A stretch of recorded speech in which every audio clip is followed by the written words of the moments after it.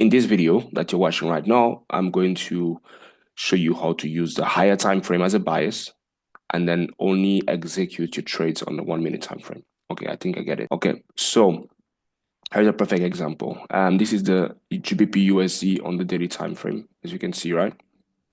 And then, so if I remove I'm gonna remove all the design. I'm only going to use on the right. You have the daily time frame with the indicator. Okay, so the EBL indicator, the same settings as previously. Um, the indicator, to find the indicator, you only have to go to indicator list and you will go to EBL Enigma Boss Logic, and then you will have it here. Then you put it to your favorite. And then after you put it to your favorite, then you will click on it once and then you add it to your chart, right? So to answer the question, how do we execute our trades on the 1 minute chart, right? But we're using a higher time frame bias. So I'm going to use the daily time frame bias in this example with execution on the 1 minute time frame. Okay, so what we're gonna do, we're gonna use a market replay, so we can see how we would be able to actually prepare for this, right? So you can see exactly when the line appears. As you can see here, the line, we have no green lines, right? So I'm going to go candle after candle. So that's the next candle, right? Let me just go full screen. And let me just open this full screen here. So that's the daily candle. Another candle. Okay, boom, this daily candle closes bullish, and then we get the line. Why do we get the line? Because we have a break of structure, right? That means we have a bullish candle followed by a bearish candle, and then when this candle body closes, it closes above the high of this candle, and the indicator identify the highs of this candle. And then basically what we need to do is wait for the market to return at this line or below this line, because that is going to become our discount level or discount area, so that we can buy anywhere in this area, so that we can trigger a buy trade anywhere in this zone, right? But the brother was asking, how do we use the higher time frame as a bias but execute on the 1 minute time frame? So in this scenario, this is our bias. Okay, our bias is bullish because we have a green line. Our discount level is going to be anything below this level, right? So from here to here, right? So let's go another candle, and then we can see already we have a retracement. Okay, so we have that first retracement.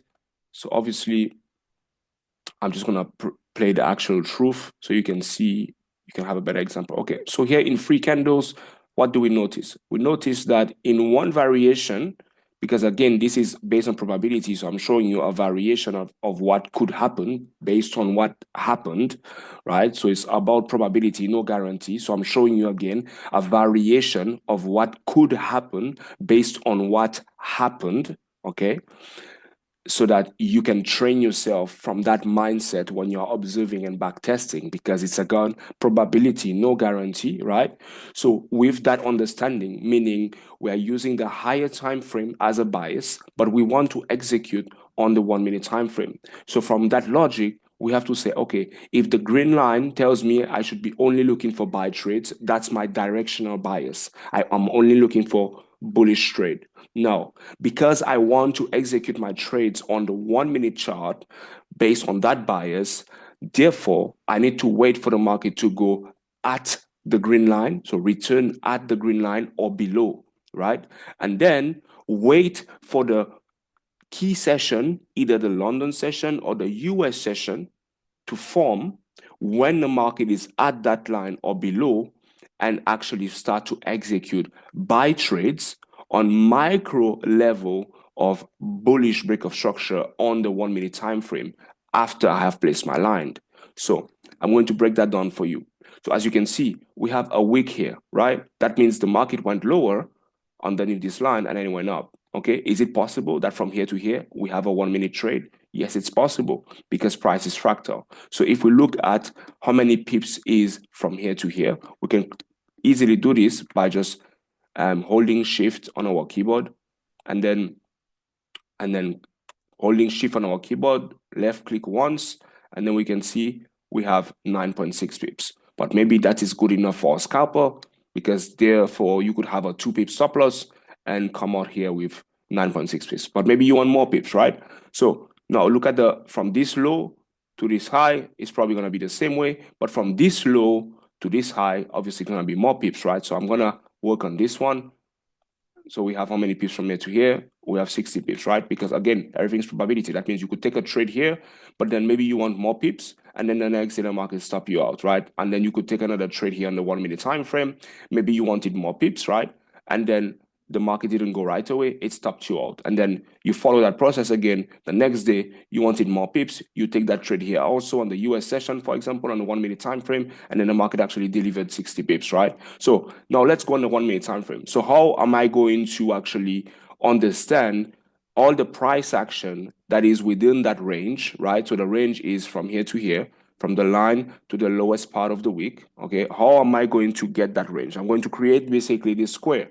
So this rectangle that I have right now is going to help me identify all the price action, okay, within that range on the 1 minute time frame. So all I have to do now, I can just go on the 1 minute time frame and observe what happened during the London session and the US session only in that zone from this green line to the lower edge of the rectangle. So all I have to do now, I click 1 minute time frame, I press enter on my keyboard, I double click on the right here, I zoom out, I zoom out, I zoom out, I zoom out, and then I zoom out again. And as you can see, every candles, right? Every candles in from here in that zone on the 1 minute time frame is a clear example, right, from that bias where we could have taken buy trades during the US session or the London session based on that bias. You understand? So we can see, for example, we have a bias here, right? But again, I think the bullish candle on the daily time frame was there, right? So therefore, we probably need to focus on this area only, right? So anywhere from this area, so from this perspective, let me go back quickly to the daily time frame and try to readjust the rectangle as much as possible because it's too extended, right? It's extended until this candle. We have to reduce it to this candle, right? So we can have all the candles on the 1 minute time frame that highlights all the 1 minute candle from this green line to the edge of this rectangle. So let's go back to the 1 minute time frame. I'm going to double click on the price here to adjust the view. Okay, then I'm going to zoom out, zoom out, zoom out by scrolling back on the keyboard. I want to zoom out, zoom out, zoom out, and then I'm going to reduce this, and I'm going to zoom out again. It doesn't allow me to, and then here we are. We have the price. I'm going to readjust the rectangle to that point because I already know that this represents the green line that we had on the daily time frame. So I can also place the green line here as a reference, and then here I'm going to start to zoom in. And then we are going to look at all this area because again, when we have the bias, we still want to use the ICT kill zone pivot indicator by TF4 as a guide to know when is the best time to trade, right? Because it's going to increase our probability of winning. So we can already start to have an idea of a variation of opportunity we will have here and what we would do and how we would approach it, right? So I like to keep it very simple. 2-to-1 risk to reward, 0.50% risk, right? 0.50% risk if you are trading prop firm, right? And then every time the market dips below the line, and then it starts to show us a sign that is going back towards the line with a bullish candle like this, engulfing candle closing at the line, then we take the trade and then we place our stop loss right here. And then each trade is going to be a risk of 0.50%, and then we're going to go for a 2-to-1. The idea is to have maximum free trades, not open at the same time, but one at a time, right? Because some trades are going to lose, but within our free trades, we want to get at least 1 to 2 wins, right? Or if we accumulate free losses, then we call it a day. But it's a perspective for a scalper, right? So let's say here, for example, we have the market goes down here, and then here we have a candle that is actually returning to the green line, but it's not a bullish engulfing, right? Because what is the meaning of a bullish engulfing? A bullish engulfing is a candle body that engulfs the previous candle. So that, in comparison, that candle body engulfs the previous candle body. So that's a bullish engulfing that returns back to the line, right? That's not a bullish engulfing. Like if I remove the weak aspect and I just compare the two candle here, it most likely look like a potential bullish inside bar. But then the thing with the bullish inside bar, it can still go two ways. That means when they break below, it gives you a probability that the bullish inside bar now could become a bearish inside bar. And it's when really they go back up that it's actually confirming that it was a bullish inside bar. But that's like an attempt. That's like the way you look at this move, you see this move that you're looking here, this is the same. Like this is like your accumulation. This is like your manipulation. That's the end of the manipulation with the bullish inside bar. And then that's your micro distribution, right? So let's keep it simple. We are just going to say that we are going to trigger our buy trade anywhere from this to when this candle close or when this candle close. So to make it more difficult, we are going to say we are going to enter when this candle close, right? And then we are going to place our buy trade here. This candle close right here. We're going to take the stop loss and put it right at the low here. And then that's a 3.9 pips stop loss. And we are going to aim for 221, right? So as you can see, what happened? The market, we enter the trade. The market goes slightly towards a stop loss. It goes a little bit in profit. So how do we approach this? If the market went a little bit in profit, then we can actually know how long we were in profit. It was for 1 minute. It wasn't that long. It was for 1 minute. And what was the profit? It was almost a 1-to-1, was a 0.72, right? So in that area, on the 1 minute time frame, you don't have time to react. You don't even have time to put your stop loss in profit because they'll come back quickly because it's 1 minute time frame, right? So here, you'll probably take the loss. So we're just going to say we take the loss, but we only lost 1%, right? Because you are risking anywhere from 0.50%, maximum 2% per trade. So let's say in this scenario, we only lose 1% because we risk 1%. That means we entered here and then we put our stop loss here at 1% of our account balance with a target of plus 2%, right? So here we lost 1%, right? Perfect. Now the market does it again. Right here, it comes back and in bullish engulfing. So we take that trade again and we try to enter at the green line. That means the market closes bullish. The next candle open, it comes towards the line. We enter a buy trade here, and then we put our stop loss here, okay? And then the market goes straight to the stop loss. So now we lose another 1%, right? So now that's 2% loss, right? So then the market does it again, right? It goes back to the line, boom. We enter the buy trade here, and then we put our stop loss right here. And then we also go for a 2-to-1 minimum, right? So that's a 2-to-1 default settings, right? That means when I'm saying a 2-to-1, you don't actually have to put your take profit at 2-to-1, but your idea is that you always want to put your stop loss. Let the market goes to 2-to-1, right? Then that's your default mode where you want to close 90% of your position, like or 99% of your position if you want to make it even more extreme, right? But then if you are confident that the market is going to go up, because again, it's all about probability, there is no guarantee, then you can take no profit at 2-to-1, hoping that the market will go higher and you can get a little bit more. Again, that's why it's about psychology, it's about money management, it's about analysis, it's about constant change, because change is constant, right? But to keep it simple, let's say you take that 2-to-1. No, you took that 2-to-1 right here. That means you just made 2%. So for that day, you actually break even.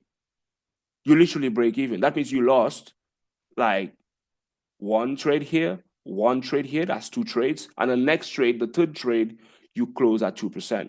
So that's on that day, that's what you made. You made break even. No, the following day, because that zone is still valuable, right? The following day on the London session, you would repeat the same process. So obviously, I'm not going to do the entire back test because it's a 1 minute time frame, and this is already 15-minute long in. But you go through the same process. The market comes under the line, it goes back to the line, boom, you enter. In this scenario, you would be lucky. The market goes straight into profit.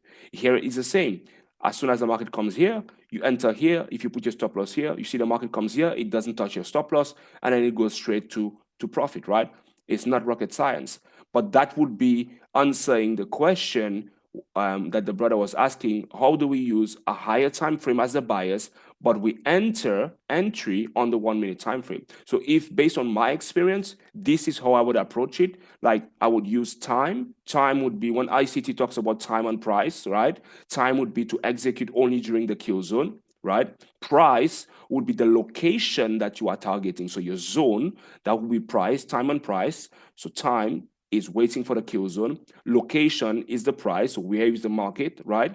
And then your bias obviously is defined also by price, right? Because your bias based on the daily time frame allows you to know you're only looking for buy trades at a specific level. So if it was me, that would be the smartest approach. That is how I would do it.